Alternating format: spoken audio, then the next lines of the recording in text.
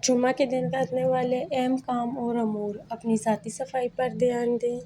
جمعہ کی نماز کے بعد اللہ کے فضل کی تلاش میں زمین میں پھیل جاؤ۔ غسل کریں، مسواک کریں اور ناخن تراشیں۔ دوپہر کا کھانا جمعہ کی نماز کے بعد کھائیں۔ عطر، سرما اور تیل لگائیں۔ صاف ستھرے اور نئے کپڑے پہنیں۔ مسجد میں امام سے قریب تر ہو کر بیٹھیں اور امام کی گفتگو و وعظ توجہ و انصات سے سنیں۔ سورہ کہف کی تلاوت کریں۔ جمعہ کے دوران کسی بھی پتھر، کنکری، تنکے یا کپڑے سے مت کھیلیں۔